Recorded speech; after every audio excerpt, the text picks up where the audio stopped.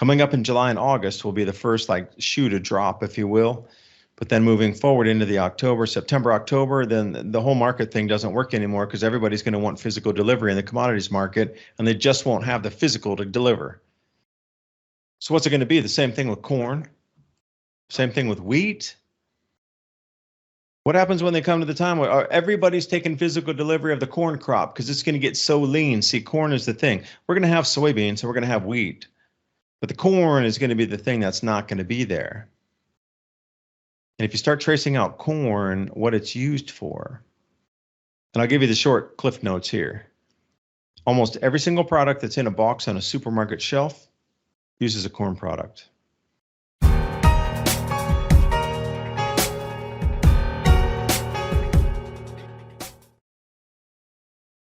Check this out. Studies have revealed that our appearance affects our mental health.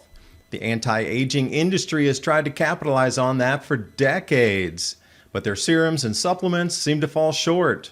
This is because many products on store shelves fail to target the source of the problem. They just hide wrinkles temporarily. This is why I'm such a huge fan of multi-collagen. This multi-collagen works to restore the youthfulness of skin. It helps combat loose skin and wrinkles quicker and more effectively than anything else I've tried. And the way it works is by supercharging the skin's collagen intake, which is the protein our skin needs to stay elastic. This product helps deliver collagen directly to the skin's cells, which is why it's so effective. Imagine how good your skin will look this summer from taking it. If you want to look and feel your best, grab some multi-collagen today. And for the next 24 hours, take 51% off your order by going to healthwithadapt2030.com or click on the link in the description box below. And now on with the video. So if the corn around the planet decreases by about 35 or 40%, I'll be conservative and say 30. The amount of corn grown on this planet is going to be 30% below what we need to manufacture and use this year. And I will say it would go as high as 40. If the physical substance isn't there to produce the goods, then what? You can't just print cornstarch. I don't care how rich the central bank is, they can't print ethanol. They cannot print animal feed. That's an impossibility. But if it's physically not there, that's the only thing central banks can't protect against. They can't print food. And then what about the enzymes and the different types of solvents that are needed to break down the corn to turn it into another product? Also a supply chain bottleneck. So even if you get the corn, there might not be the agent that you need to remove the product out of the corn that you need to send on to a factory producer foods. See, then it starts to spiral in a whole different bunch of directions here, where once you follow corn delivered to a factory or a crushing agent or ethanol producer, see what chemicals they're using or agents or solvents, quote unquote, it's a chemical, to break down the corn to get it to high fructose corn syrup stage, for example. Once you know the chemicals involved in that, solvents, you'll see that same supply chains running that are getting bottlenecked and delivery delays, almost all that came from China. So that's not coming anymore. So now try to produce corn, that kind of GMO corn that's grown out in the fields there at mass, it needs a huge amount of processes to get it to a usable form. It's not like the old corn that we used to know. So Ransom, what are you hearing on the front for ag right now of disappearance of or non-delivery of? Backtracking a little bit here.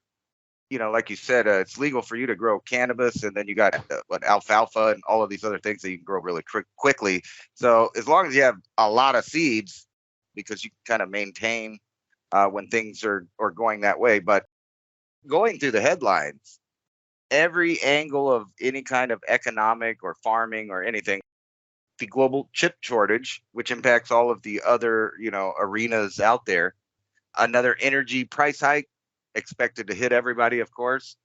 And then I'm sure, like you said, you've seen the stock market crashing. They're talking about stocks and bonds are falling lockstep and pace unseen in decades. It's the same amount of people going out of work right now since all the way back in 1947. This is all arranging for a hardcore hit on the Western world. And I don't think they're ready for it. I think people like that listen to us, I think they're ready for it and they're going to be able to handle it. I think you just need to get out there and prepare for the winter. Like throughout the winter, you should be growing those potatoes and onions, garlic, all of that stuff that if you live in the southern states that will handle the winter and they'll be ready for you in spring. You just got to pack away those beans, rice, and etc. I was wondering, you said that about the corn. That's mainly like what I'm concentrating on this year. And thank goodness that I planted so many of them. So I got probably about 50 outside in the ground that are doing well.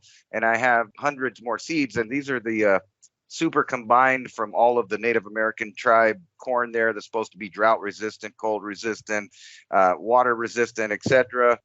I was just wondering how many buckets of that do I have to dry and save so that I just have little cubes of money next year, that non-GMO, ready to plant corn, ancient corn that has all of the DNA that was originally there and none of the GMO type DNA.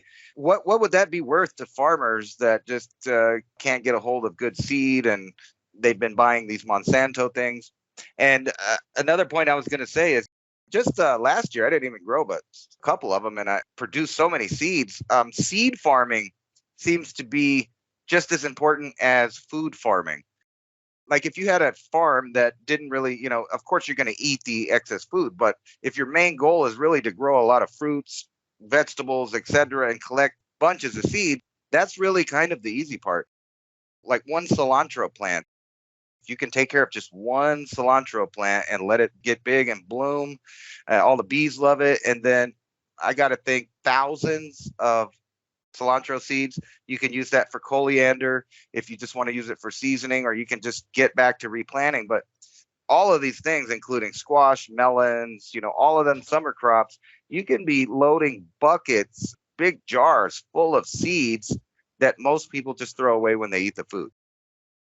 Even the stuff from the supermarket, if you go ahead and pay that money to get you a GMO cantaloupe or whatever, I wouldn't want to grow that. But, say you bought an organic one, there's like 300 organic seeds in there. And any residue of glyphosate or whatever that's probably in the organic food as well, just because they use all of the same machinery, shipping, shelf space, etc., it's still contaminated. But whenever you grow those seeds, the plants that you get and the fruit that you get, it's not going to be contaminated anymore.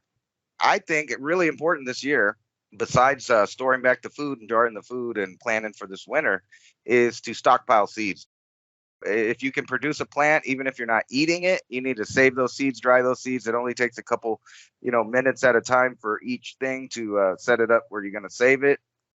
Just imagine some of those old supply stores they show on the Westerns and stuff, when the cowboy would come in there and say, give me some tobacco and some alcohol. If you ever notice the way that they did the set was like they really did it. And you look in the background and you see jars of corn, beans, peas, lots and lots of jars of seeds, which is a promise of eating tomorrow.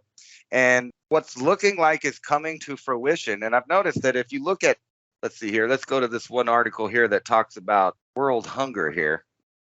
25% more due to Ukraine is what they're saying. They were saying that we were already in a food shortage and that it's going to be worse by 25% more just because of the Ukrainian conflict, and that the world hunger was already up. So if that's true, and it's 25% more than already a record high of people coming into the stages of being in a position where they're going to be starving, you can imagine that the United States is going to be spending billions and billions on aid to keep their geopolitical machine working. Meanwhile, they're going to let people here in the U.S. Starve or go hungry or have problems with their mortgages and all of the stuff, because when it comes down to it, you're going to see the average everyday American start losing their cars, their homes, and other things so that they put their children first and make sure that there's food in their tummy, which inevitably increases the amount of homeless people, which inevitably increases the need for excess charity and the government to help, which is a vicious circle because you can see how that exponentially collapses. And you should know that our government's going to do that. They've always done that. We send billions and billions to countries all over the world while we have plenty of homeless people here, plenty of hungry people here. And we even live in a first world country with things like EBT and all of these other things. but people forget you need a residence and you need to be part of their system doing what they want in order to participate in that. So a lot of people opt out of that, and where they end up is on the corner of the street. And you were talking about, you'd bring people in to build your fence. Unfortunately, it seems like there's a lack of those kind of people around these days. I've, on a number of occasions, tried to pick up homeless people and offered them money, food, cool drinks, and everything. And they don't want to do that. They would rather take a handout to the last minute when there is no more handouts coming. And believe me, there's going to become a point when middle class families are struggling so hard that all of these charity outlets that have existed to keep our civilization kind of cohesive, they're going to start evaporating. And I remember a little more than 2 years ago when we first did a show together, and that was one of the points I was talking about at that time, was that the food banks all over the world are struggling and not getting the donations. And this is 2 years ago. So imagine now, when things are starting to really run thin, how this course of events is about to play out. More and more needy and hungry people, more and more price hikes on regular, everyday, average Americans who work, and the jobless numbers are going to the toilet. The manufacturing's almost non-existent. Nobody's really producing food. The government's playing games with other governments that seems like to ensure that we have just as much issue as they do. Like Biden said, if they suffer, we suffer, but it's Putin's fault. Remember, it's all Putin's fault, even though all of this was in major swing and almost into the full curve. But circling back to my point, I've been looking at all these charts, and I'm a weird guy with symbols. And I've noticed that if you just took out a history of solar activity all the way back to past the existence of man, you'll see this little heartbeat of the sun going up and down and up and down. And you can clearly see, and we know that at the peak of those, civilization crumbles and falls. And we are exactly at that point. But then I keep going through all these articles talking about world food hunger, price hike, financial bubbles. And if you just overlapped all of those graphs, they would inevitably show you a pattern exactly like the sun. The sun is going into that phase, but we have governments planning for it. And like I've said before, I believe that this is the mass culling, and it's just so polite and so bizarre that people just aren't catching on to what's going on around them. I'm looking over here on agriculturenews.com/news. High commodity prices shift conservation lands to crop fields. This is a super misleading headline here. And I want you to know it's a misleading headline. I'm going to try to dissect it. They're going to take 1.7 million acres out of long-term conservation reserve. So if you're a farmer, you can put your land on a conservation reserve and the government pays you every year not to farm your land. Plus, you get the whole, like we have here, we have a forest and a reforestation project and, a green belt, and you get all these different initiatives. Like, I'm not going to cut my forest. I want to keep it. I have no intention of cutting it except for like a log or two here that we need for things. That is for me to protect. And that's great that, I get a tax break for having that piece of forest that I want to protect anyway. I'm not going to cut it down. But these people or farmers or whatever corporations that own these farms are now putting it back in and taking off of long-term conservation reserve and putting it back into crop production. Okay, but we're coming back to the same exact thing here. You're not going to print fertilizer. The central banks cannot print fertilizer. They cannot print herbicide. They cannot print diesel fuel. So when farmers don't have the inputs, I don't care if you put 1.7 million acres on, if they don't have the fertilizer and they don't have fuels to run the machines and they don't have the herbicides to take care of whatever pests are out there in this GMO monoculture, ridiculous monstrosity that is ag business today. If you don't have those inputs, you're not farming. I don't care. You got 1.7 million acres of grass, basically. There's nothing growing on that. To put 1.7, because I was watching these USDA reports saying they're taking 6 million acres offline because they don't have enough fertilizer and herbicides, and all these farmers are opting to take the prevent plant this year in advance, knowing that there won't be the fertilizers. So this is another scary thing. Our government is giving the farmer the choice to say, hey, we don't have enough herbicides, fertilizer, and machine repair parts for your tractors. So we're going to give you a choice A, and you can just not farm this year, and we're going to give you a huge amount of subsidies beyond what the normal is because we know you're under duress. Or B, you can try to farm it and come in well below at a loss and try to put something into the market, but they say it's going to sky high. Commodities prices are going to continue through the fall. I mean, it's already sky high. It can only go higher from here. And like, just do the projections out from how much your food has risen in the last year, and then take it out when there's even more scarcity, take it out even doubling or more to the fall. So this misleading headline here, that's the narrative. Okay, we're going to put more crop production out there. We're going to put more, acreage into production. Okay, most people would read that headline and go, cool. Oh, I don't feel bad. There really shouldn't be a food shortage. You know what? They're putting 1.7 million acres back in there. No way. That's going to grow a lot of extra food. But if you don't have the seed, the fertilizer, herbicide, diesel, machine repair parts, or an active market to trade that, you don't have any food. So it's so misleading. So misleading. I'm looking at the Ag Economy Barometer report. This is out of Purdue University, and they say 75% of the people that are involved in agriculture have a negative outlook on what the price increases are going to affect their business coming up through the end of the year. 3 out of 4 are saying, whoa, we got some serious problems with prices here. We don't know if we can afford the stuff to even grow your food for y'all this year. That's where it's heading right now? Like, what? And then I'm looking at this 3 big things today. Wheat futures, corn futures, soy futures soaring, overnight trading. I mean, we're coming into that perfect storm. And again, if you were a government, would you tell the people that we were at the beginning of the cycle right now? Because the onset into the cycle is the most tumultuous in terms of planting and harvesting dates and economy and value and asset class and asset determination on what value is to settle between nations or government and company or company to company or individual to company or company to individual. It just doesn't matter. At that point, it all is upset. Nothing can be quantified anymore because these notional values that we've had that have been stable for 100 years have just been thrown out the window in every way, shape, or form. Right. I definitely think that everybody that's been paying attention the last couple of years really doesn't have much to worry about. But if you know people that are willing to listen, you need to spread the word and kind of warn them. Things are about to get really thin, something that most people have not seen in their lifetime. So get ready. Being more responsible for gardening and getting some of your own food production up and running immediately to be able to just get through this period from now to harvest season. Know that you can have the skills to do it, share with others, and then as we go from harvest season into the planting season of next year, when it gets really rough, tough, hyperinflated prices, social unrest, you'll already be prepared for it.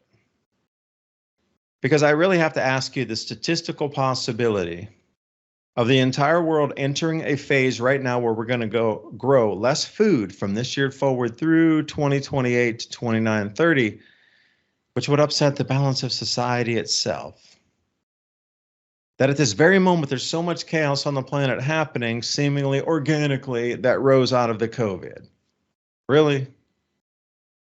And you got people talking about the reset at the same exact time of the onset of this cycle, this grand solar minimum. You can't tell me that this many things are overlapping in history that only occur either once every 400 years or once every 2,000 years, that all these things are overlapping right this second. These days, that's further than a stretch. Silly putty is going, whoa, hold on. That's stretching a little too much there. Stretching a little too much.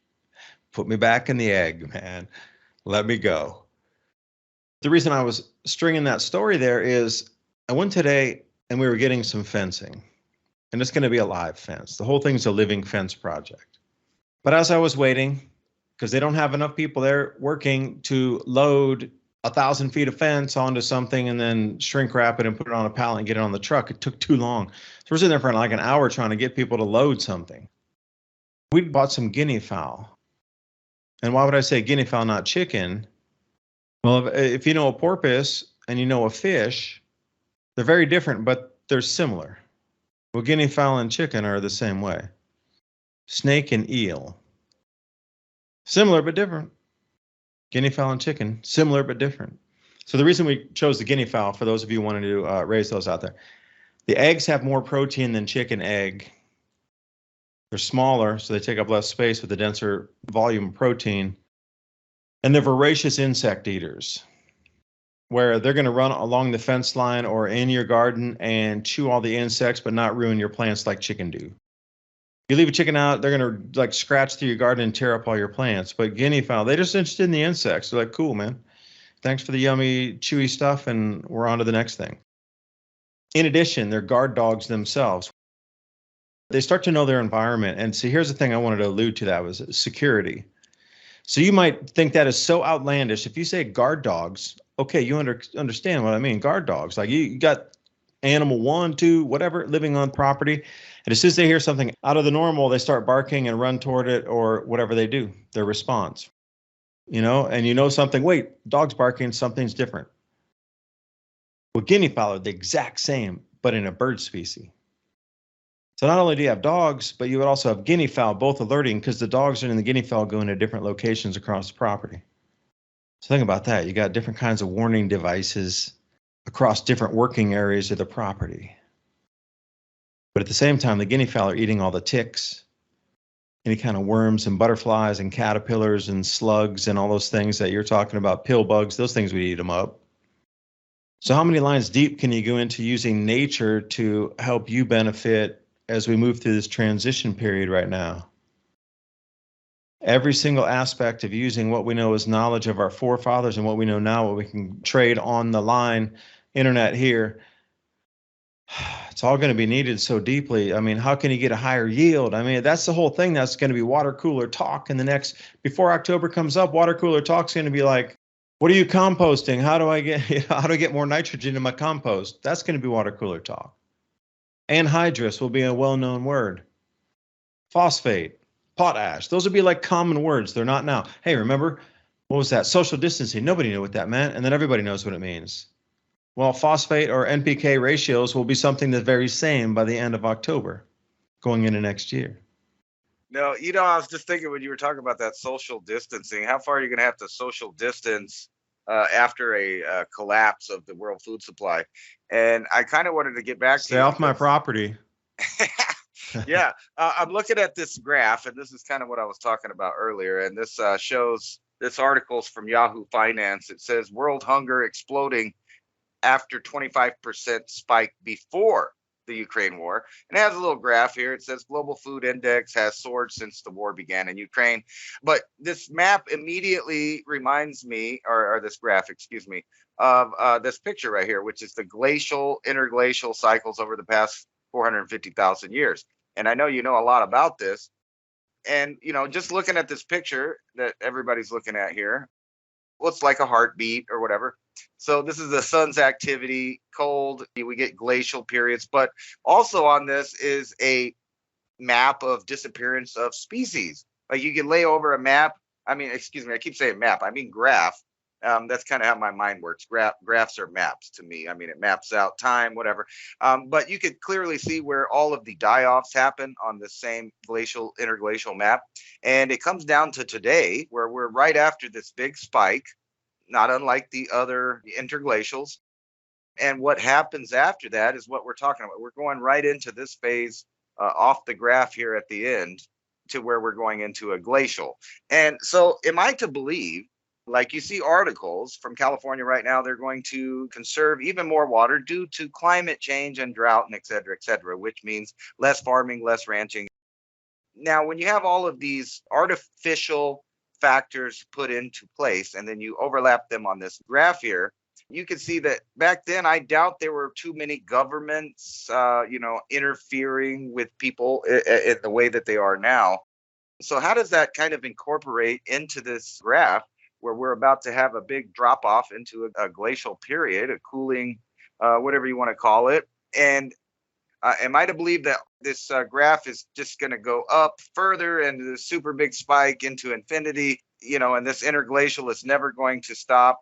Or am I to believe the cycle that I could clearly see for the past 450,000 years is going to repeat itself again? And I'm looking at this graph, and this graph clearly shows spikes and troughs. Me as a layman person, when I'm looking at this graph, I don't know. I remember, junior high, they told me that cycles indicates what will be next. I remember doing these in school. Okay, well, if there's a spike here and a trough here and a spike here and a trough here, estimate the next little bit of the graph. So could you do that for us and tell us what this graph means and what what do we expect next on the portion of the graph that's not there yet, that's in the future? I don't know. I just learned what I learned and know what I know. Growing kumquats. Why don't scientists disagree?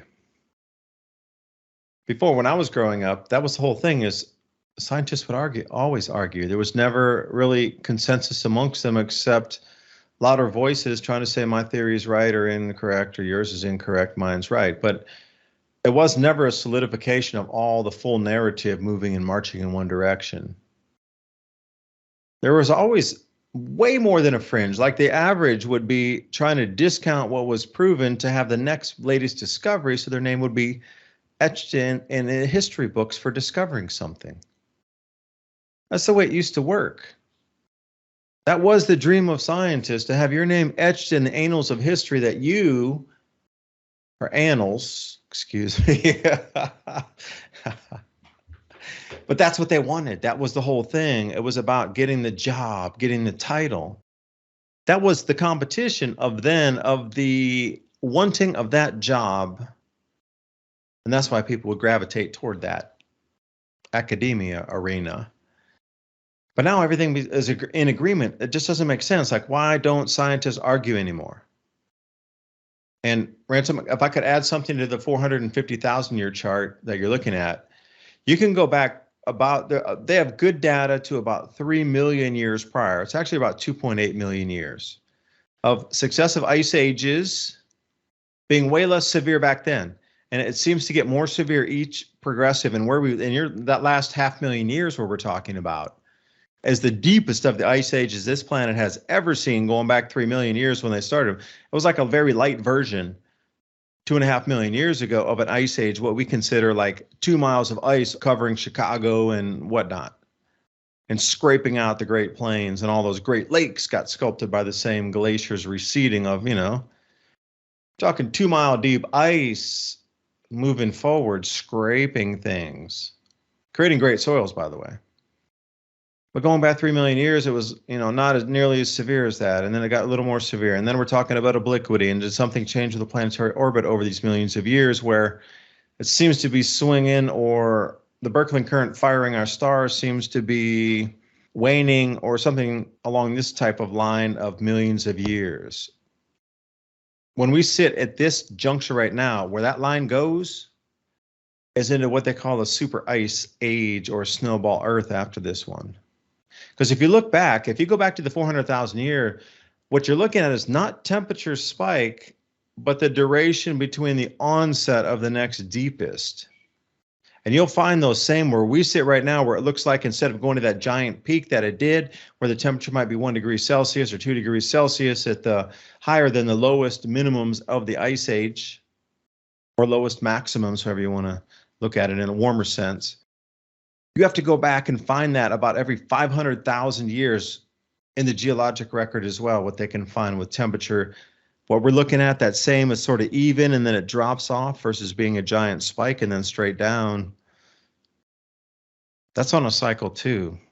And what's interesting is that cycle is coalescing and coinciding with all of the cycles we're seeing now, but also the cycles of how governments are trying to respond to people's behaviors, electromagnetic frequency changes, interplanetary magnetic field changes, with all atmospheres on all planets changing. And then trying to keep some semblance of an economy, to keep some trade going for continuity government during this time. If you're the government and you know this natural cycle is here, would you tell the citizens of what is happening? Would that cause more panic, or would it cause less panic by, slowly conditioning lockdowns into slowly conditioning? We're going into rationing in October. They got you started on the COVID. Stand in line in front of the supermarket. Limit of 1, limit of 2. What if you knew this? We were descending into another deeper cooling, maybe before we ultimately step off into an ice age. And I mean, that's just natural fact. We're eventually, in some time in the future, we're going into an ice age. Not saying tomorrow. Don't put me on the record. I'm just saying in the future, based on everything ever known in science, we're going to go into an ice age in the next 1,000 years or so, 100%. But why don't scientists disagree on the time that we're entering this and what the cooling will be pre-entry into an ice age? Because where we sit, this is the longest Holocene or interglacial period that we have had in the last 500,000 years, you don't think something special is happening? Like, how fast is that going to drop off versus a spike and then a runoff? It's going to drop straight off. But there's got to be at least 1 or 2 bumps. It's never going to be a vertical cliff down, except for the Younger Dryas dropping something like 16 degrees Celsius around 12,500 years ago. But we sit with that little kind of, heartbeat spike and then dropping off.